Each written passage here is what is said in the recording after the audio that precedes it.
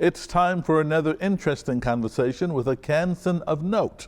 This week, we welcome one of the heavy hitters in state politics, Lieutenant Governor Lynn Rogers. The 2018 election ushered in a new era of leadership in Kansas. Democrat Laura Kelly and running mate Lynn Rogers pulled the upset, soundly defeating Republican Chris Kobach. It was quite a feat in this state that overwhelmingly voted for Donald Trump and is one of the reddest states in the country. It was also another political success for Rogers, who has never been a die-hard ideologue.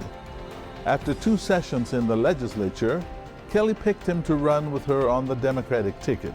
In 2019, Rogers became the first Wichitan to serve as lieutenant governor since Tom Docking in the 1980s. And now we're pleased to welcome him here to talk about his new job, the rewards, the challenges, and how life has changed since his ascent to the number 2 spot in state government. It should be an interesting half hour as we go one-on-one with Lieutenant Governor Lynn Rogers.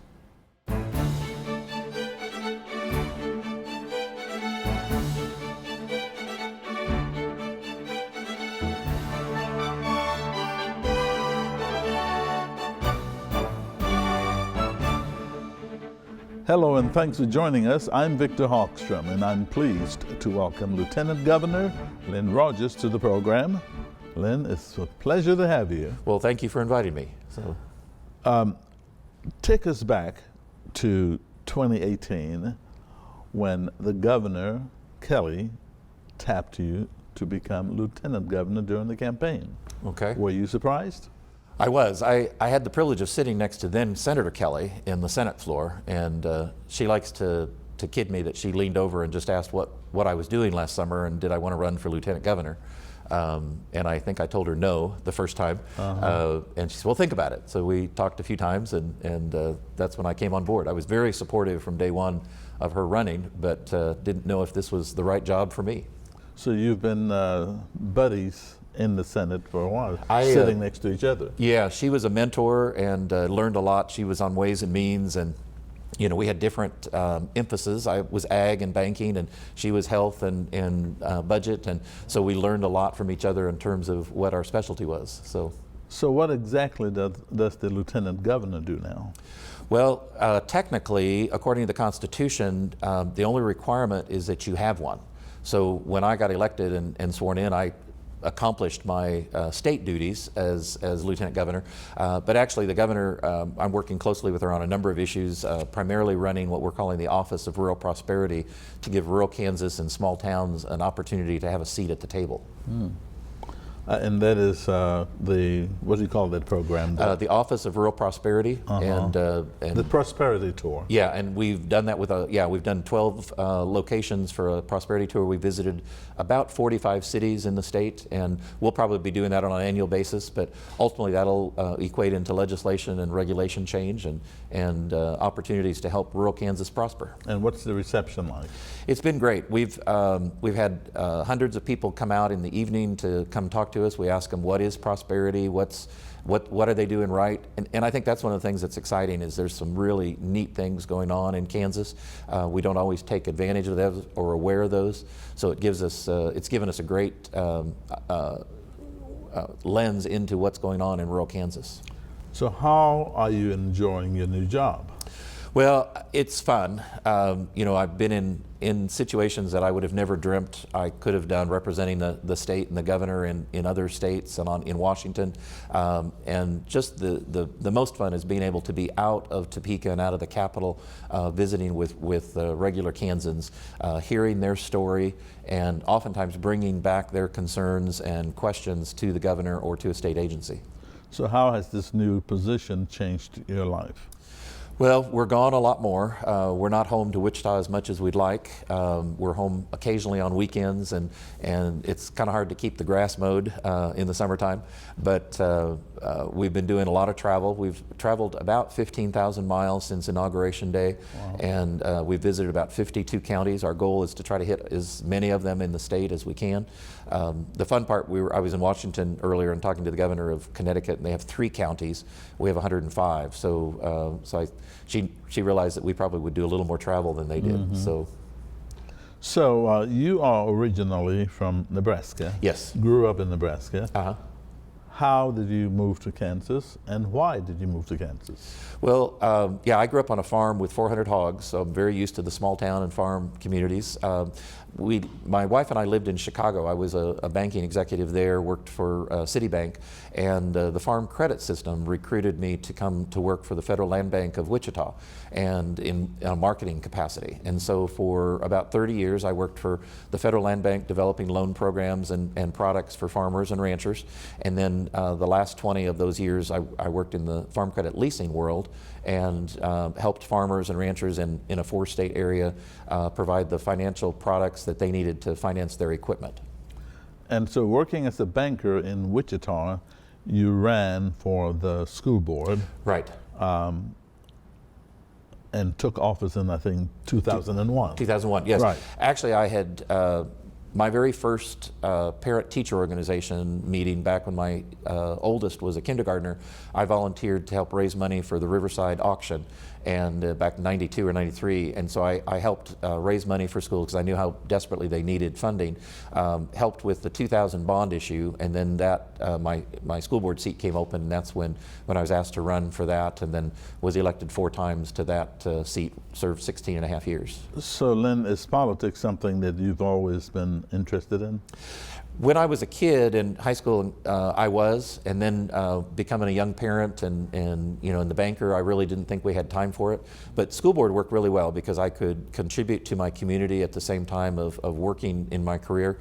And I would have been very happy and satisfied just to have stayed in a school board capacity. I would have never thought about doing anything else. I always thought Topeka was kind of a bubble, and so it wasn't ever something on my radar for quite a while. Right. And then you ran to be senator. I did. At that time, there wasn't a lot of support in the legislature for public education, and so I could never get my senator to talk to me about education, and so that's when I chose to run for that seat. So were you the education senator? I was not on education committee, but I often was able to stand up and talk about school finance, and that was a major issue in 17 and 18. Right. And so I could get up and talk about school finance because the Wichita budget is always about 10% of the state budget, and so I knew how money was being spent and what school districts were struggling, whether they were rural or urban, and so it really gave me an opportunity, and oftentimes I could challenge a senator's view or opinion with actual facts of what the money was being used for.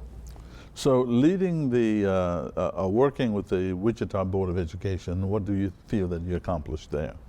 Well, to me it was really important that we kept on the path of progress, that we continually concentrated on what was best for kids. It was really important to me that we not have the old Monday night fights where we fought about kids issues or adult issues, but that we dealt with issues that would help student achievement and things of that nature. We passed 2 bond issues. We delivered them successfully with the projects that we said we were going to, without mismanagement of those funds. We tried to raise pay whenever we could when we had additional funding. We oftentimes did not. The challenges or the struggles were when we did have to make cuts, trying to make those as far away from the classroom as we could. But funding was reduced dramatically for education in the state. Yeah, 8 or 9 times during my 16 years. Right, so how did that impact education? Well, we cut a lot of programs and a lot of services that supported the teacher because again, they weren't necessarily a classroom. We didn't make pay raises for many periods of time. The most painful period was we actually even had to close some schools and attendance centers. Those were affecting neighborhoods and communities, so those were the tough decisions that we had to make. So how did that position prepare you then to run for the Senate and then now Lieutenant Governor?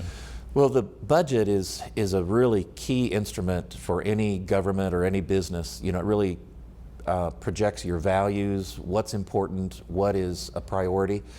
So it really taught me that when we fund something, it tells us that's something that we're going to do. So I think that's one of the things that I was able to do in the Senate and even now as Lieutenant Governor is as we fund issues, we know that they're important. If we don't, oftentimes it's just because there aren't enough resources to go around. Now, you were a Republican that became a Democrat. Yes. Tell us, why were you a Republican first and why switch to becoming a Democrat? Well, I grew up as a Republican. You know, my dad and mom were Republicans. We were a small town in Nebraska. And I'd been supportive of you know, I would be as a traditional Republican. But as I served on the school board, I would get a lot of or I should say a lack of support from the Republicans on public education. And I really felt like they were kind of abandoning fiscal responsibility and the need for strong public schools, things of that nature, and really didn't feel like they would support me in a run for the Senate. And so that's when I changed parties. One of the real freeing parts there is that you know, there wasn't a litmus test of what you believed in or not, other than public education among the Democratic caucus. And so we have a much more lively debate, I think, sometimes as terms to why we would support something, and there's kind of a little bit more variety of opinion in that realm. So tell us, what's the significant difference between being a Republican in Kansas versus a Democrat? You're going to get me in trouble now. So, well, I think, and we've seen a real resurgence, you know, particularly in the Senate with a number of the moderate Republicans that were elected in 2016. Much more the locally elected officials that have to govern. You know, I think there's a difference in ideologies when a standpoint of if you go get elected by a postcard campaign of one or two issues, or if you have local experience of balancing a budget, hiring people. You know, the first time I sat down in my school board chair, I really thought I knew exactly how to vote because I had seen a 30-second news report or read a short story. But as I grew in that position, I would often get, you know, 200-page packets each board meeting. So I learned there was a lot more detail to it. So you can't just take platitudes and talking points. You really have to know how it's going to impact people, because I realized that, you know, in a school board decision or a Senate race or a Senate decision, when we were making those laws or those policies, they affected people's livelihood, they affected their children, it affected you know, their pensions, all kinds of things. And so I had to really take into consideration individual people. I tried to picture how this would affect a certain person in my constituency. That really helped me make, I think, better decisions. So as Lieutenant Governor right now, what worries you most about Kansas? Well, we have, many of our state agencies and the programs that are delivering services to Kansans, often those departments have been hollowed out. People weren't replaced. We didn't pay them adequately. We're starting to get an enthusiasm back in our workforce. We have some great public servants, but there's a lot of difficulties. You know, you know, snow removal in January, February. If we'd had a major storm statewide, we wouldn't have had the wherewithal to be able to get it off the roads, because we didn't have the KDOT Department of Transportation staff in all the areas that we needed to. The corrections area has been a big concern. We're starting to get a handle on getting the staff hired and replaced. And DCF, you know, our children that are the most vulnerable, we've needed to increase our social workers and our staff to deal with that. And that's still a major issue that, you know, we've gone from 4,800 to 7,500 kids in state custody. But what I'm encouraged about is our secretary and our staff really realize that's a real sacred responsibility to have those kids in state care, and so we have to really make sure we do everything we can to protect them. Lieutenant Governor Rogers, now that you're very close to the action, what would you like Kansans to know about their state?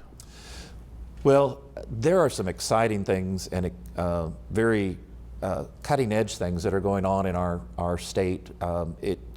It's not just happening in Wichita and Johnson County, but even in our rural communities. You know, incubators for business, co-working spaces, all kinds of exciting things. And the state is a beautiful state. You know, as I travel and look at the highways and byways, you know, when people say we're boring, you know, people just they've not gotten out of their car or off of I-70. They need to see the whole state as a whole. I think the other thing that's really exciting is just how positive Kansans really are. They really want their government to work. They want it they don't want to have to be bothered with it, but at the same point, they're friendly with our visitors. That comes up in all of our tourism information, is how when people from other states meet Kansans, their first responses are, oh, they're so friendly. And that's what I found as well. I mean, people are really a friendly lot here in the state. So tell us about, what do you see as the greatest challenge of your new job? Well, it's trying to get all the things done that we want to get done. There's only so many hours in the day. Tell us some of them. Well, we're traveling quite a bit, but there's lots of meetings to get staff in place and ramping up the work that needs to be done, prioritizing, making sure we're doing the right things first. Those are issues like in DCF and corrections. And a lot of that has to do with coming with the right people. I've been very proud of the governor. She's worked very hard to select people, not by party, but by ability. So we're making sure that people have the skill sets we need to rebuild the state. So what are the current priorities now of the state, you and the governor? Well, we still have, we started the State of the State. The governor's major priorities were rebuilding DCF and protecting our kids, getting our financial condition as a state rebuilt, and passing Medicaid expansion. We've started on the DCF. We're hiring a number of new social workers, and we're rebuilding the culture there. The budget is on its way. The legislature spent a little bit more than what the governor wanted, and we don't really have yet the resources to weather an economic downturn. That's a real concern. We have a record amount of debt compared to all of our neighbor states, so we've got a lot of work still to do there. And then, of course, we were a vote short of Medicaid expansion. We saw that it passed in the House, and there were 23 votes to bring it out of committee in the Senate, which technically made it fail. But you only need 21 to actually pass Medicaid expansion, and so we have the votes there if leadership would pass it. And as I've traveled, I've visited 33 of our 125 hospitals in the state, and what they've told us is, and it's a very bipartisan group, probably primarily Republican. They really need Medicaid expansion for our rural communities. So you talked about debt. How did that happen, and why did it happen? Well, a lot of it was the tax experiment. The 2012, we cut tax revenues tremendously, and then we didn't cut enough of their budget, and that's what they like to say. But even then that legislature had a veto-proof group. They could have cut anything they wanted, but they knew they couldn't go that deep. Wow. So in order to pay for those tax cuts, we borrowed from KDOT, we borrowed from every fund that we could. We looked under couch cushions to see what we could find, and, wow. And we've really done it. The number I've heard is over $2,000 per Kansan for debt, and oftentimes we borrowed long-term and used it for short-term budget monies. So is there anything that you were sure about when you were a senator regarding the state that you have changed your mind about as lieutenant governor? Well, nothing major. I think our priorities are continuing to be the same. We're very concerned with education, and that's a positive for the year. We've gotten the lawsuit settled. We think we're going to continue to support that, and we're excited for that. I think, if anything, I think what our new attitude or our new mindset in the state is as we rebuild, I think we're going to really be able to concentrate on how to rebuild. We're not going to be concentrating on just trying to patch the tire. I mean, we're gonna actually be out driving and traveling with it to make improvements for the state. So nothing real major, I guess. So. All right. So we do play a little game on this program, and I have one for you that our producer Jim Grayway has come up with. Okay. I will name an issue or an idea, and you tell me how important you think it is on the scale of 1 to 10, 10 being the highest. Okay. And why? Okay. Compromise. Probably a 9 or a 10. I think compromise gets better legislation. I think it gets better decisions. You've got more people at the table to work together. Consensus. Similar, 9 or 10. Kansans really expect us to work together, and they want what's best for the state, not necessarily what's best for a party or for a region. They want what's best for the whole state. Right. Allegiance. Allegiance. Probably depends on who the allegiance is to, but I would guess a 7 or 8. And I think the reason being is if it's allegiance to the good of the state, then it's much higher. If it's allegiance to a party or to a philosophy, it's a little bit less. Next word is resilience. Resilience. Probably 8 or 9. I've noticed in this job, flexibility and resilience are really key, because you have to be able to change around based on what the emergency or the fire is that week. And there's always fires going on, or major issues that go on in the state that you don't expect, and they occur. The cost of higher education. I would say that's a 9 or 10, probably a 10. And really, I look at it as, it's not just looking at a 4-year school, it could be a 2-year school. What I'm telling people now is it's so important that people, no matter where they're at and what age, we have to have additional learning. That always has to be occurring for their job or for a change of job. Now, the Democratic candidates are proposing, some of them, free public education. Mm-hmm. What's your thinking? Well, I think it's important that people have skin in the game, but the cost of higher ed, even, our community colleges are very cost efficient, and even our 4-year schools are efficient when you look at some of our East or West Coast schools, but you have to put a lot more money into them, because again, the state has taken away our funding, and we're really, when we're doing that as a state, we're investing in our kids and our future. It's really beneficial for people of my age to have younger people trained to take over and provide jobs and community support. So continuing with the game, the next words will be legalizing marijuana.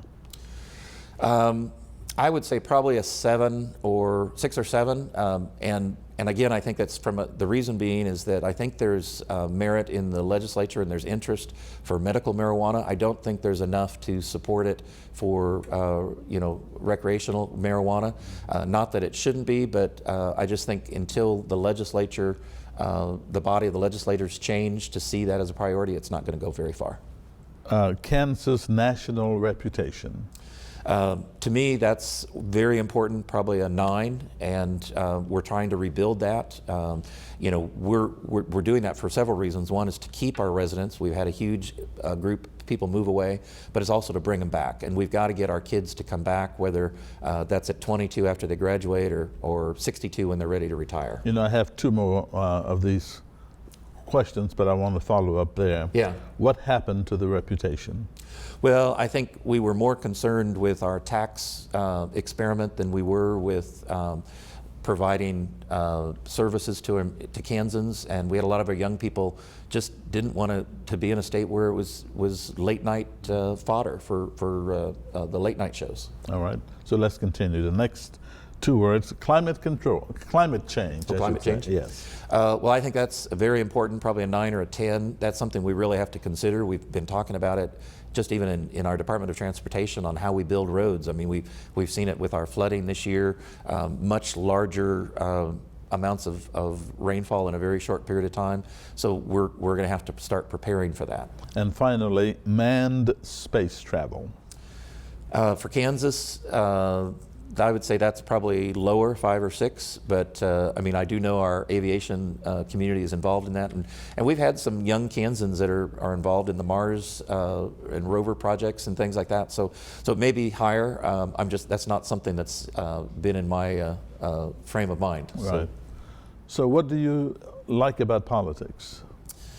Well, I don't know if I like so much about just the term politics, but I like to deal with people. People, when I get to talk to them and interact with them, that really energizes me and gives me great enthusiasm for the future. So what do you hate about it? Probably the politics, probably the partisanship and the blame game, as opposed to approaching how do we problem solve. So what do you do to take your